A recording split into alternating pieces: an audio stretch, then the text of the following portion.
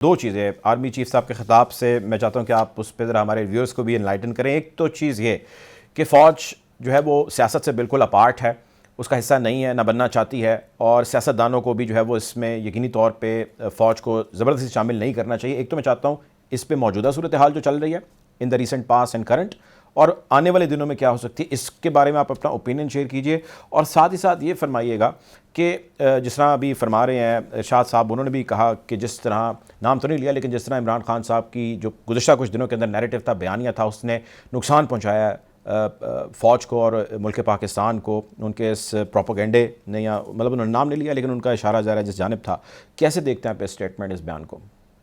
دیکھیں، جیسا کہ آرمی چیف نے اسٹیٹمنٹ اپنا دیا ہے، یہ ایک پاکستان کی نئی تاریخ رقم کرے گا۔ جو ماضی میں جو کچھ بویا تھا وہ تو پاکستان کاٹ رہا، اسی کی وجہ سے پاکستان کے ان حالات کا سامنا کرنا پڑا ہے۔ بار بار فوج کی مداخلت وہ تو خود آرمی چیف نے اعتراف کر لیا، لیکن یہی ہمارے سیاستدان ہیں جو اچک اچک کے گیٹ نمبر 4 کی طرف دیکھتے ہیں اور اپنا قد بڑھانے کے لیے ان سے تعلقات استوار کرتے ہیں اور کسی طرح سے الیکشن جیت جائیں۔ تو یہی لوگ ہیں جو فوج بھی مجبور کرتے ہیں، اور ان کی بھی وہ تھی جس ماضی میں ہوتا ہے کہ بارہا کہا گیا کہ فوج سیاست سے کوئی تعلق نہیں ہے، لیکن ہم نے یہی دیکھا ہے الیکشن کا جو 2018 کے انتخابات ہوں یا اس سے پہلے کے ہوں، کوئی ایسا سیاستدان پاکستان میں شاید ہی ہوگا جو فوج کی سیڑھی کے ذریعے اقتدار میں نہ آیا ہو۔ لیکن ہاں، یہ بات جو پچھلے 4 سال جو گزرے ہیں 2018 کے بعد، جس طرح کے پاکستان کے حالات میں جس سمت میں جا رہے تھے،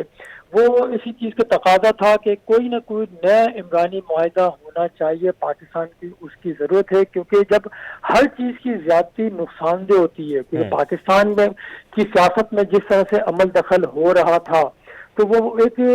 سیٹ کر گیا تھا، اور پھر بالخصوص اس کا کریڈٹ عمران خان کو ہی جاتا ہے کہ جنہوں نے ایک مستقل مزاجی کے ساتھ ایک اسٹانس لیا، کیونکہ ان کی گورنمنٹ ختم ہونے کے بعد وہ ہوا کہ وہ بھی بار بار مدد مانگتے رہے کہ اگر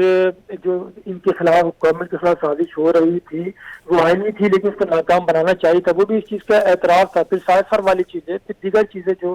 سامنے آتی رہی ہیں، لیکن بہرحال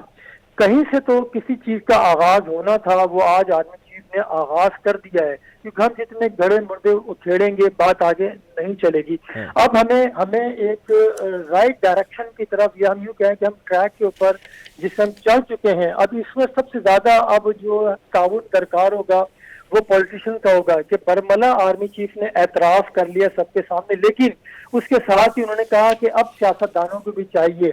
کہ وہ بھی اپنی صفوں کو درست کریں، تو صفیں اسی طرح سے درست ہوں گی، سب مل ملا کے چل رہی تھی۔ اور میں آپ نے مستقبل کی بات کی، میں اس کی طرف یہ جاؤں کہ میں بھی دیکھ رہا ہوں مستقبل میں اس طرح کی کھیچا تانی شاید وہ نہیں ہوگی، اور جس طرح کی یہ جو گورنمنٹ بنی ہے یا بنائی گئی ہے، جو عمران خان کو ٹاپل کر کے لایا گیا عدم اعتماد کے اوپر، اسی طرح کا آگے سسٹم چلے گا، اور پاکستان کو لڑائی جھگڑوں سے جب اگر نہیں نکلیں گے ہم، جو جس طرح کا ایک نیریٹو دیا جا رہا ہے مستقل بنیادوں کے اوپر کہ اکانومی ڈوب رہی ہے، پاکستان دیوالیے کی طرف جا رہا ہے، اگر ہم نے ابھی بھی اپنے آپ کو یعنی ان ہاؤس نہیں کیا اپنے گھر کو، تو ہم پھر واقعی میں ہم گراوٹ کی طرف جائیں گے، اور دیوالیہ سے ہمیں کوئی